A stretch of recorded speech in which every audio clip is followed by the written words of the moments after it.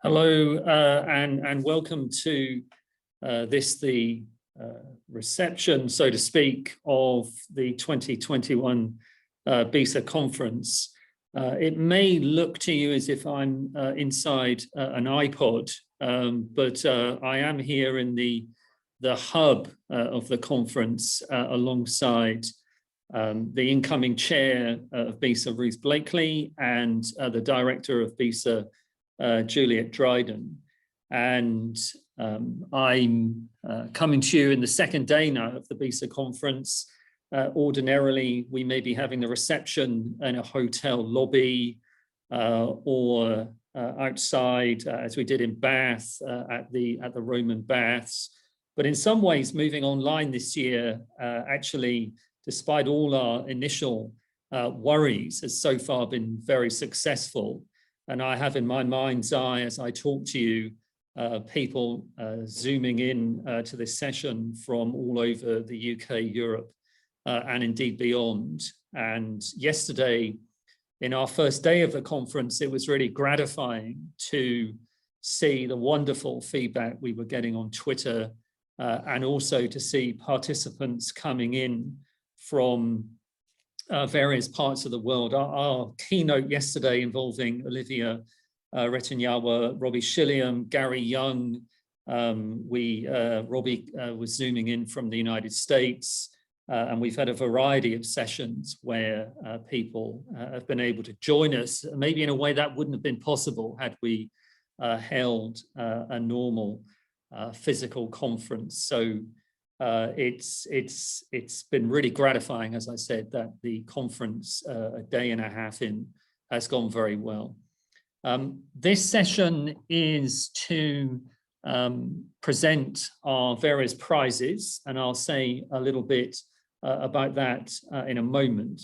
But first of all, I want to say some thank yous for those involved in the conference. Some of you may have already watched the introductory video I recorded for the conference, but it does bear repeating that a conference of this sort takes an enormous amount of organization, and to do so in a year like no other in recent memory, with all the various challenges associated with working virtually because of the pandemic. Those involved in organizing the conference have worked extraordinarily hard, and it is worth just noting at this point the following. Julia Welland and Amal Abu Bakar, who have taken on the formal role of conference organization. To them, we owe a great deal, that it has been such a terrific success so far, with a very diverse and very interesting program of events. They have been helped by BISA staff, Chrissy Duxon, Juliet Dryden, Freya Jones, and Eddie Cohen, who behind the scenes also have worked very hard to put this conference on. And I'd also like to make a special call out to the student volunteers from the University of Birmingham, who at short notice have come forward to help. So every session you have gone to, which has been hosted by somebody on Zoom, that is a University of Birmingham student by and large, in the room next door to the one I'm sat in. So to them also a big thank you as well.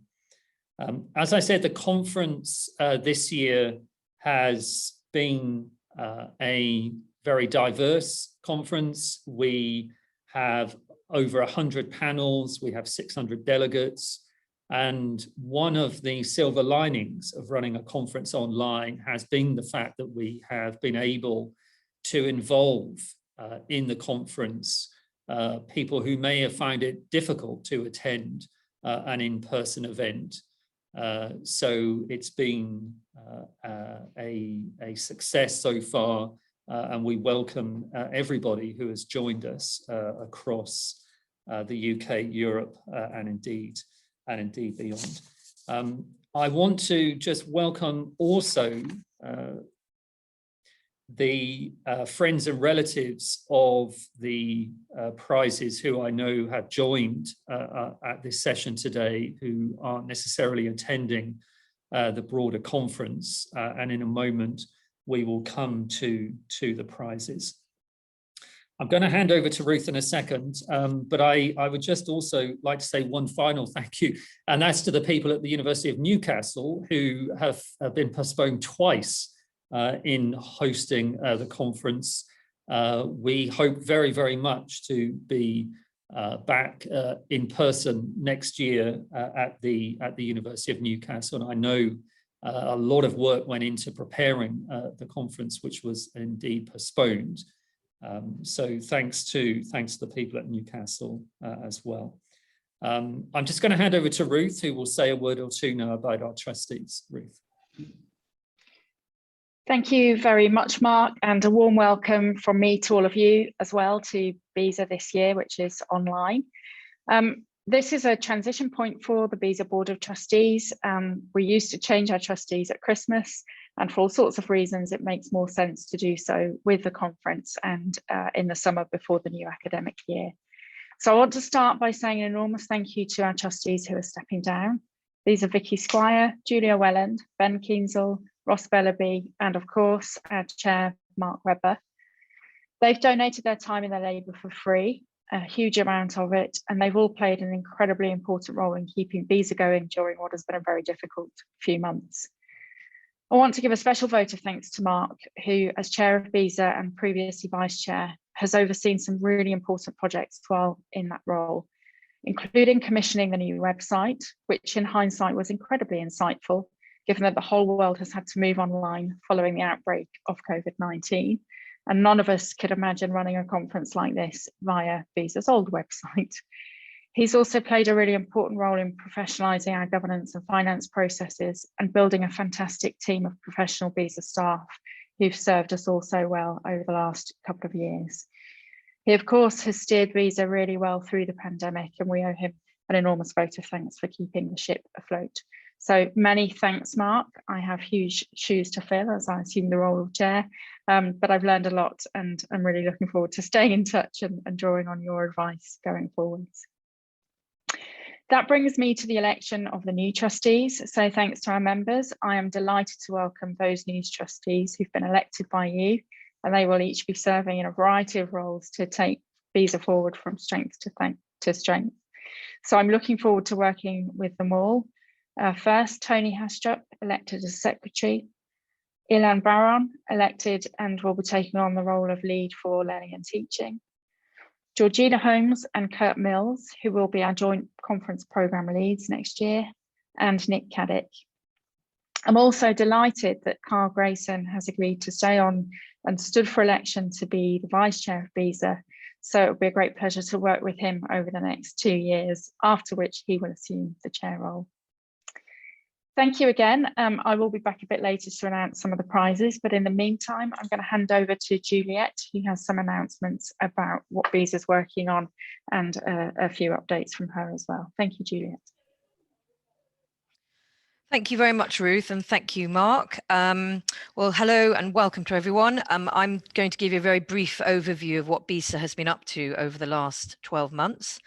So despite the pandemic and the subsequent lockdown, which of course resulted in our cancellation of our conference last year and suspension of working group funding, the BISA trustees and BISA team have had the incredibly busy year readjusting our priorities in light of this ever-changing situation. I would say that in many ways the lockdown has given us the opportunity and space to think about the way we engage with you all and the support we provide to the international studies community as your membership association. As Ruth mentioned, very fortunately before the pandemic, we made the trustees and myself made the very wise decision to invest in the growth and improvement of the BISA website, the membership database, the registration and payment systems. I would say that this, coupled with our new communication approach and bringing Chrissy Duxon on board, has completely transformed the way in which we communicate with you all. And I think, or would like to think, that we've improved the membership experience that we aspire to provide for you all. Like many associations, we lost a third of our members in the first few months of the pandemic, but the team have really worked incredibly hard to bring members back into the fold. And I'm very pleased to say that we are now at pre-pandemic levels with a much more diverse and global membership than ever before. We responded to the social distancing measures very quickly. We were forced to completely rethink the way in which we engage with our 31 working groups and postgraduate network, which are and remain at the very heart of BISA. The BISA trustees immediately decided to divert funds to the management, hosting and rollout of a virtual events program. And this has really allowed all our working groups and the PGN to continue to meet, present and share research during this difficult period. It's worth noting that BISA was one of the first associations to make this move to virtual events, and judging by the wonderful feedback we've received from so many of you, we feel this has been a great success. And without the efforts and support of all our working group conveners, our journal editors and our postgraduate network committee, who do all this completely voluntarily, as Ruth mentioned, it would not honestly have been possible to put on such an exciting and stimulating range of virtual events. So a huge thank you to you all. In the last year, BISA, through its working groups, has put on 105 working group virtual events. This obviously doesn't include the conference or special events. We've had over 5,500 online registrations to our events. We've had just under 3,000 people attend our virtual events, and we've worked out that over half our membership have attended at least one virtual event. As well as these working group events, we've also held a virtual student-led US election broadcast. We ran a fantastic virtual NATO modeling conference. We've put on a series of undergraduate seminars, many professional development events, a series of head of department meetings and a head of department conference in collaboration with the PSA. And we recently jointly commissioned, again with the PSA, an extremely important piece of research on career trajectories in the IR and politics department in higher education. We also continue to work and support our two journals, the Review of International Studies and the European Journal of International Security, and our book series and all the scholarly research that they consistently produce. Thank you to both our editorial boards for all the work that you do, particularly Martin Coward for Riz, and Edward Newman, Jason Ralph and Jackie True at EJIS, and of course David and John at Cambridge University Press. We will continue this year to represent our members, and of course if there's anything you want BISA to focus on or discuss, please do feel free to contact me, Ruth as the new chair, or Kyle Grayson as our new vice chair, or in fact any of the BISA trustees. In the meantime, I hope you've been impressed with the range and number of panels and roundtables at our virtual conference and all the exhibitor opportunities. It's taken 9 months of organisation to get to this point. So, you know, thanks to the whole team. That's Julia Welland, the conference chair, Amal Abu Bakar, and of course, the BISA team, which is Chrissy, Freya and Eddie, who have all worked tirelessly to put all this together. Tomorrow we will be sending out a survey, so please do find 5 minutes of your time to fill it out and send it back to us. We do take what you say very seriously, and of course, if we can, we will act on any of your suggestions. A final thanks from me to all the BISA trustees. You know, they're really dedicated to the association over the last year. I'd like to say particularly, again, echoing Ruth, a particular thank you to BISA's outgoing chair, Mark Webber. Mark has been incredibly proactive and dedicated to the work of the association, very supportive of me and all the BISA staff. So thank you, Mark. We will honestly miss you so much. I look forward to meeting many of you next year when, as Mark said, hopefully we'll be back in Newcastle for a face-to-face conference. Thanks very much. I'm now going to pass back to Mark for our exciting prize-giving event.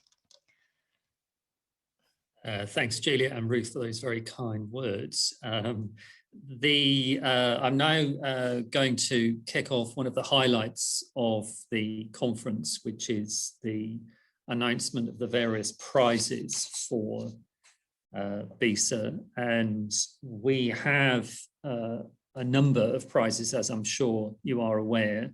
The details of the prizes are on the BISA website. What we're going to do now is we're going to mention the recipients of the awards, say a little bit about each of them, and then show a short video after we have made the announcements in which the recipients of the prize are able to comment on the award. And the first prize that will be announced is the Michael Nicholson Thesis Prize. This, I believe, is the longest standing prize which BISA offers. It goes all the way back to 1991, and the first recipient was in fact Susan Rice, the one-time American ambassador to the UN and former national security advisor and currently assistant to the president for domestic policy. So it is a prize with some merit, let's say. And it's been running for the nearly 30 years ever since. It is awarded annually to the best thesis in the broad church, which is international studies. And it is worth noting the idea that international studies in this instance is a broad church. The prize isn't necessarily awarded to somebody who may work in the mainstream, or indeed not the mainstream in IR in terms of theory and so on. And indeed, you'll learn in a moment that this year's prize has in fact gone to a historian. So it is a prize which over the years has had quite a diverse number of recipients. It is named after Michael Nicholson, and that's worth noting. Michael was a founding member of BISA back in the mid-70s, latterly Professor of International Relations at the University of Sussex, who sadly died very young in 2001 and made a signal contribution to the application of formal theory to the analysis of international conflict. This year's recipient is Margot Tudor, currently a postdoctoral research fellow at the University of Exeter, who did her PhD at the University of Manchester. And her PhD title, to give it its full title, is Blue Helmet Bureaucrats, UN Peacekeeping Missions, and the Formation of the Post-Colonial International Order. This is a historical study, and it constitutes an examination of the United Nations in 4 case studies: the Congo crisis, Cyprus, Egypt, and Western New Guinea.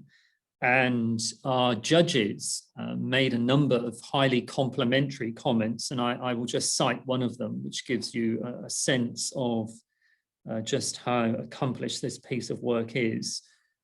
This is a thesis which successfully pulls together fine-grained analysis of individual cases to put forward a coherent account of how hierarchies of race, expertise, and diplomatic power in early UN peacekeeping missions shaped international order. Despite its historical focus, this analysis speaks centrally to scholarship on contemporary peacekeeping in terms of tracing colonial continuities in peacekeeping practice. The conclusions also lend themselves to larger questions of the nature of sovereignty in the post-colonial state system, and where generative sites for analysis may be located for the study of international diplomacy. Throughout this work, the author cultivates a productive conversation between scholarship in international history, politics, law, and diplomatic practice. It is a truly worthy winner, and our best wishes go to Margot, who I know is trying now to convert this thesis into a book. So well done to Margot for this year's Michael Nicholson Prize for the best thesis in international studies. Our next prize is I'm handing over to Ruth at this point for the Review of International Studies Best Article. Thank you, Mark.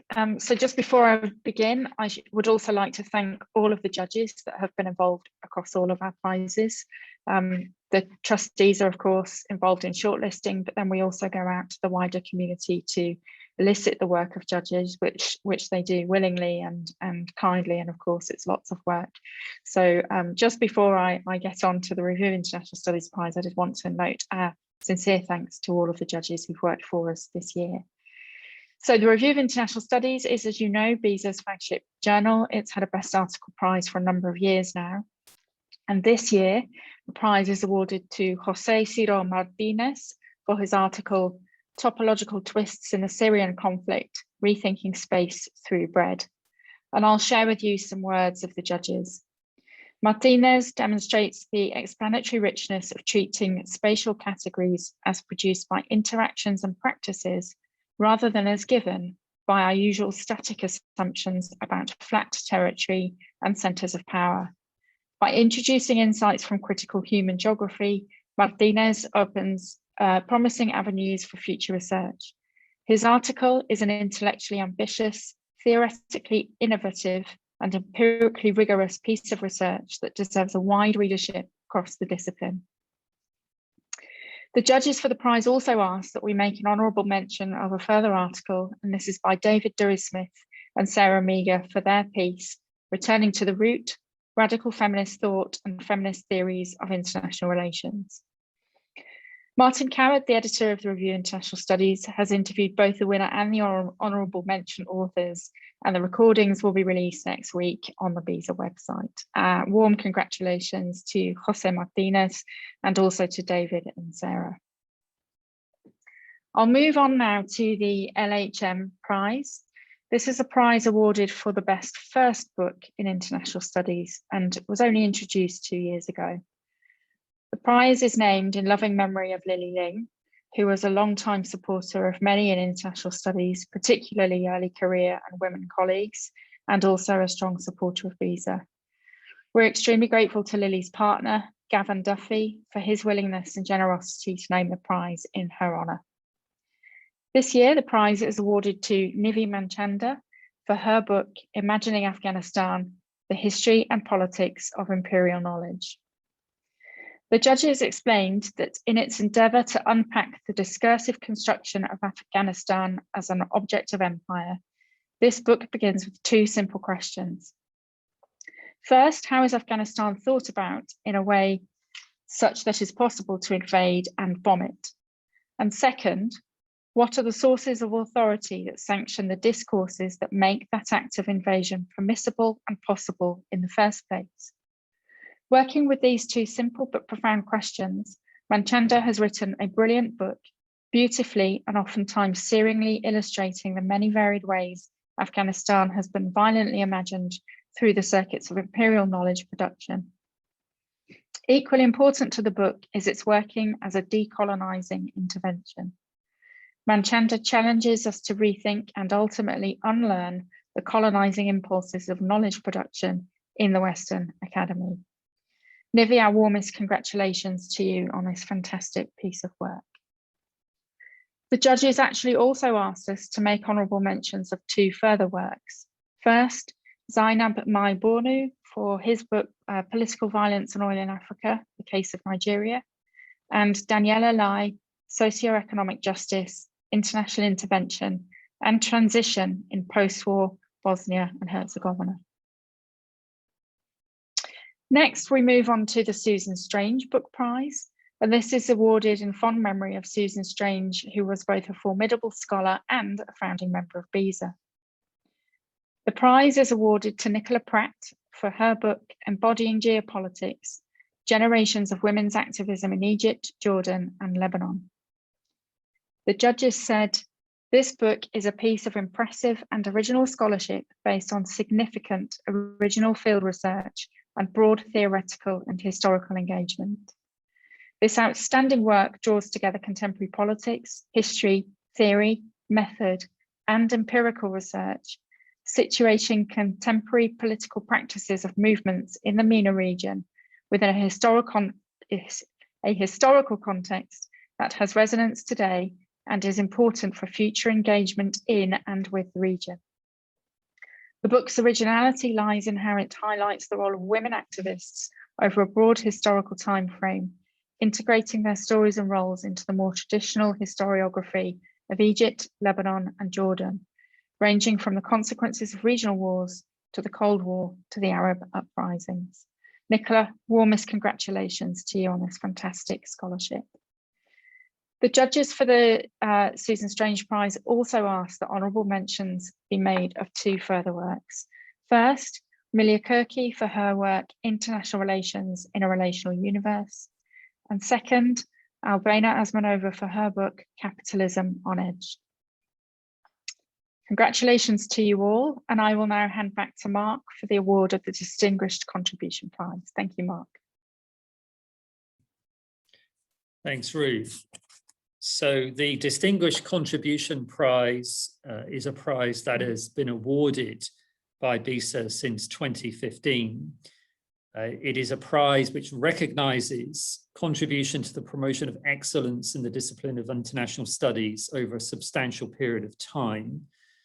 To be considered for the prize, one needs to have made a contribution of demonstrable distinction to the intellectual development and leadership of the discipline, with a record of achievement that is recognised as having added considerable prestige to international studies and the United Kingdom, and beyond.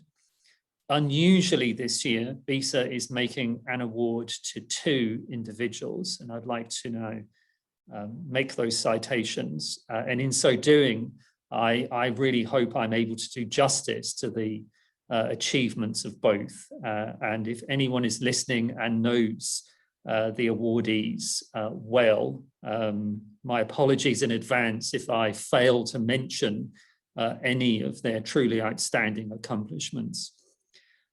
The award is given first to Jenny Edkins, Professor of Politics at the University of Manchester and formerly of Aberystwyth University and the Open University. The BISA judges, in making their recommendation to the trustees in this instance, referred to Jenny as a terrific colleague, mentor, as well as a scholar who has been unstinting in her drive to support the work of others. They went on to say that Jenny's scholarship speaks for itself, and that of course is true, but nonetheless it is worth summarising the true significance of that scholarship in a few moments here and now. What is striking about Jenny's scholarship is the eclecticism and astonishing variety of her work. Although formerly a professor of politics, she is also a published poet with a first degree in physics. She is the author and editor of books on famine and aid, the politics of memory, face politics, critical theory, post-structuralism, and international relations, and a contribution very recently and very importantly on the Grenfell fire. Upcoming publications include a contribution to a special issue of Notes and Records of the Royal Society on prosopagnosia and the history of neuroscience, no less, and an upcoming co-authored piece in Millennium on entanglements in global politics. And although that latter piece is not yet available, I'm assuming it's informed by quantum mechanics, which also shows again the true intellectual breadth of Jenny's work. Some of you may also be aware of her recent edited book, The Routledge Handbook of Critical International Relations, and the book co-edited with Maya Zafis, Global Politics, A New Introduction. And that last one is just worth singling out. In the field of international studies, international relations, there are quite a number of textbooks, but this one is in many ways amongst the best. It is unconventional in its approach. Any students listening who would be used, or any scholars listening who would be used to teaching IR through traditional categories of War and Peace, or Realism and Liberalism and Constructivism. If one picked up this textbook, it would come as a breath of fresh air. It's now in its third edition, and it's centered around challenging questions in international relations, from can we save the planet? Why are some people better than others? Up to Jenny's own chapter, why do we obey? Jenny's work has long been unorthodox and a creative departure, therefore, from the mainstream concerns of international relations scholarship. A review of post-structuralism and international relations, bringing the political back in, published back in 1999. That review noted it was an important and challenging engagement with conventional international relations. Some 16 years on, a review of Jenny's book, Missing: Persons and Politics, it was described thus: this was a difficult book to read, but not because it was badly written. It is a difficult book to write about, but not because there is nothing to say. It is a beautifully wrought, painfully accurate, moving, thoughtful, and challenging book. One of Jenny's most recent books, Change and the Politics of Certainty, one of three, in fact, that was published in 2019, exemplifies the breadth and eclecticism of her scholarship. That book ranges across autoethnography, quantum mechanics, memory studies, the thought of Lacan and Derrida, and international relations theory. Its subjects of concern, meanwhile, are important and urgent: famine, disaster management, global justice. And Jenny positions all of this in the context of a key question relevant to most of us listening: what are academics to do in the face of all those problems? This is an unsettling question for many, but it is a necessary one nonetheless. And if you would like to hear more of that work, Jenny will be in conversation with myself and Ruth tomorrow at 11 o'clock. So I would just like to say thanks to Jenny for all her terrific contribution over the many years of her career in advancing the discipline in important ways. So our first recipient of the Distinguished Contribution Prize, Jenny Edkins, congratulations and very well done.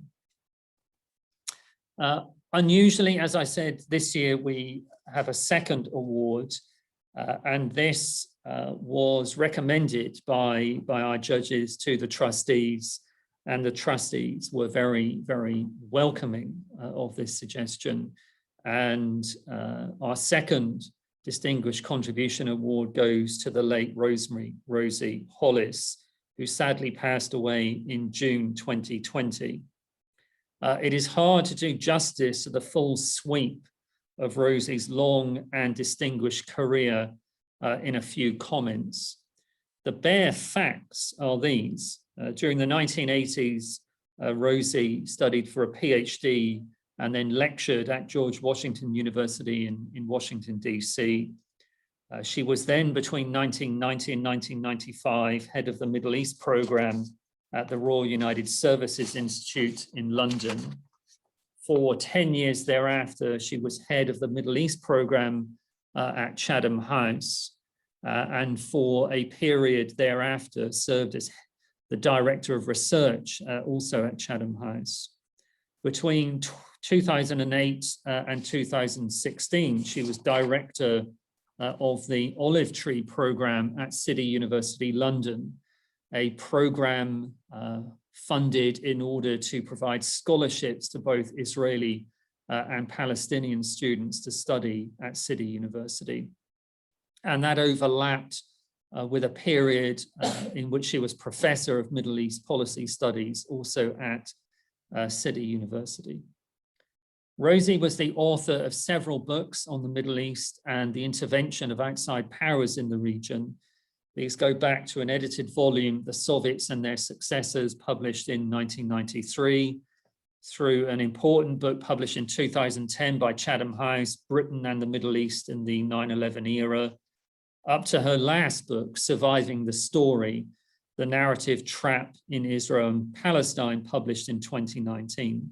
And that last book was in part based on her experience of working with Israeli and Palestinian students in the Olive Tree program. It was reviewed in the Middle East Journal as a clear-eyed triumph. She was also the author of innumerable articles on the same themes, and Rosie was, of course, extraordinarily knowledgeable and respected on the affairs of the Middle East as a journalist and as a commentator. And that reputation was the consequence of deep scholarship, trenchant analysis, and a genuine feel and experience for the region she wrote about. That reputation was forged early on in her career in a series of articles in, amongst other places, the Rusi Journal, and then later in International Affairs. She was an authoritative voice on the Intifada, the First Gulf War, the 2003 Iraq War, the Arab Spring. And she also wrote an important article on feminism in the Arab world, which was in a special issue of Contemporary Arab Affairs, which she co-edited. Rosie was also a long-time trustee of the British Council for Research on the Levant. Now, these few facts hardly scratch the surface of Rosie's contribution to scholarship, public debate, and education.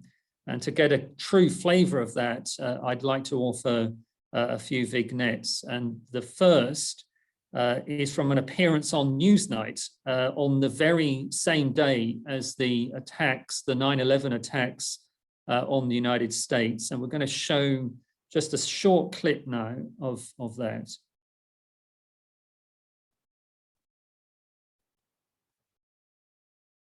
In all the world, which is the World Trade Center. It's not the Pentagon.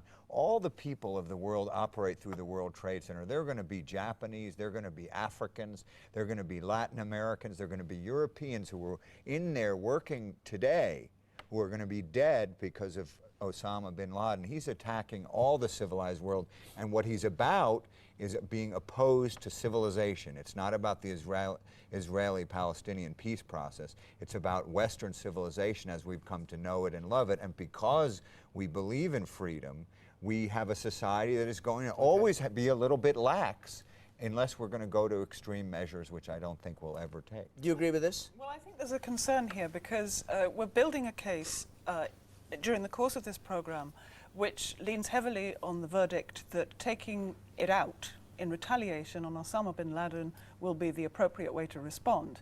Now, I imagine that means a bombing raid on Afghanistan. What about all those poor Afghans who have nothing to do with Osama bin Laden and who would not be willing supporters of the Taliban government even in Afghanistan if they had any choice?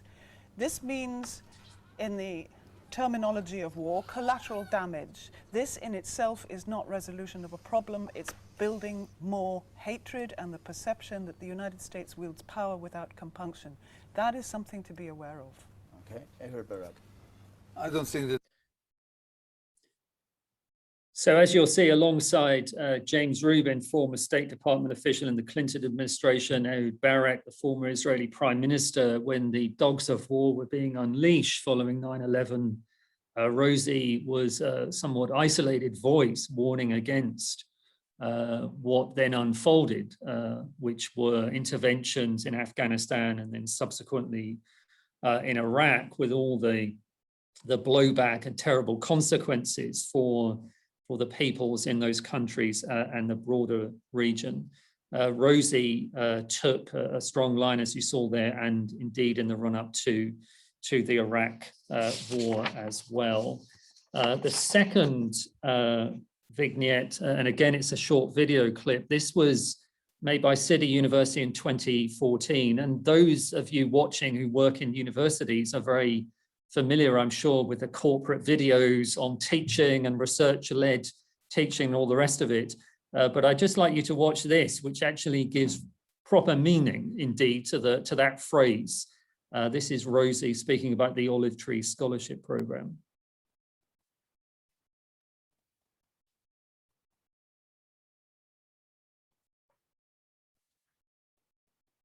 program for Israelis and Palestinians to engage in some conversation across the conflict divide. This actually models something that is of value to all the students at City, because the norm is, and this is the subject of my research, is more conflict than solid peace. People are struggling with cultural diversity, with religious and secular divisions, with hot conflicts over territory or identity.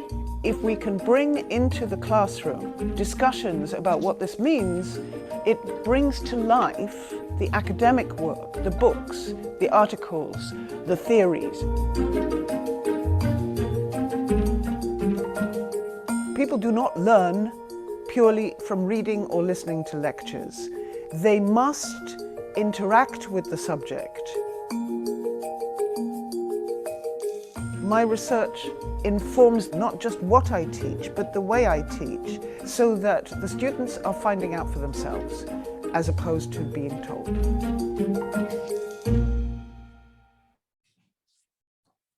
One to worth bearing in mind, people do not learn purely from reading or listening to lectures. And there you have a wonderful example of somebody who brought her deep learning to the benefit of others. And lastly, some testimonies from those who knew and worked with Rosie. You can read the highly complimentary obituaries of Rosie in The Guardian, The Times, and elsewhere. But following her death, City University opened an online book of condolences in her memory.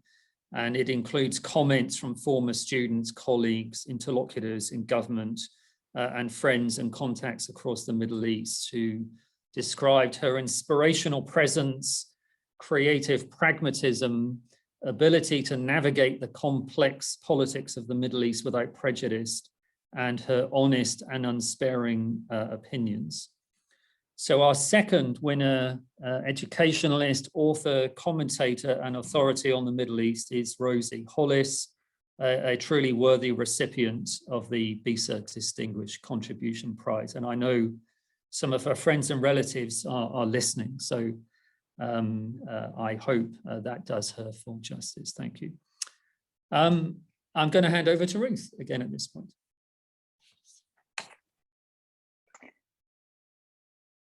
I believe we have a video now that we've made with each of the prize winners. So that many of them are on the call, which is great, but it's logistically quite challenging to deliver their prizes to them in this format. So instead, Chrissy Duxon, our communications director, has made this short video with responses from each of them, which I hope you enjoy watching. Thank you.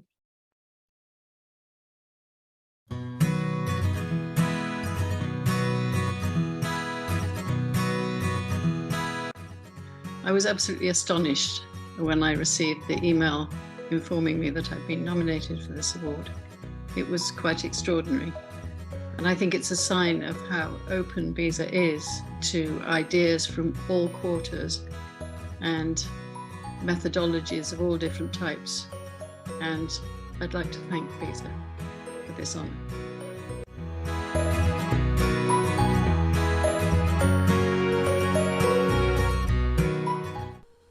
Rosie Hollis was a unique figure who worked at the intersection of the policy and think tank world, academia and teaching, and civil society. She was very active in the media. She was owned by none of these domains, but operated throughout all three of them. She would have given an ironic smile to be honored by the Academy in this way and at this point after her passing. Many thanks to BISA for doing this.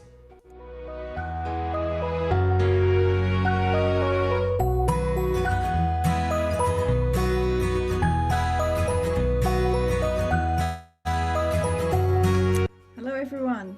When I found out my book had been chosen as the winner of the Suzanne Strange Best Book Prize for 2021, I was in shock.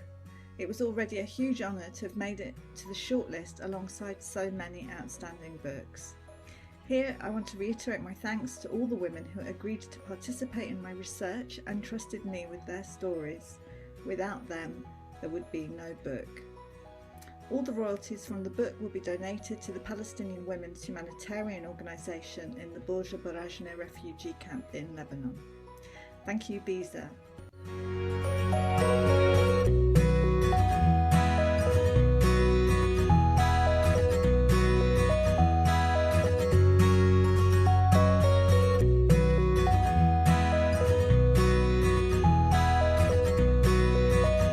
I'm delighted that Imagining Afghanistan has been awarded BISA's first Outstanding Book Prize, not least because it's in memory of Ling, whose work I've been greatly inspired by. Thank you very much.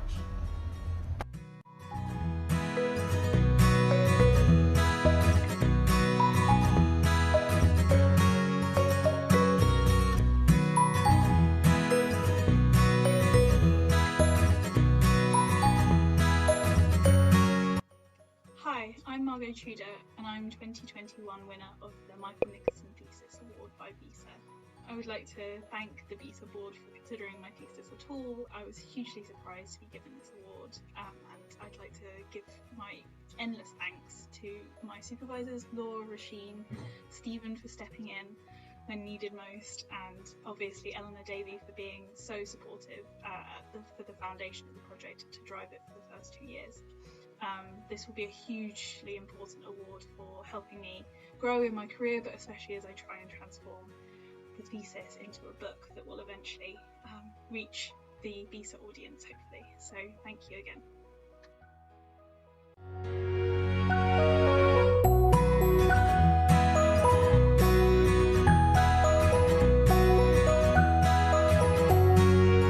It's a huge honor to win this award. It was one of the more fantastic emails I've received in the recent past, and it means a bunch. It means hopefully a wider audience for the article, and I'd really like to thank all of the Syrians who participated in the research, who offered me their time, their generosity, their sense of curiosity about my work, and I hope, if anything, that this article helps to expand people's knowledge of this place that I very much fell in love with when I lived there, and that I continue to hold in the deepest esteem.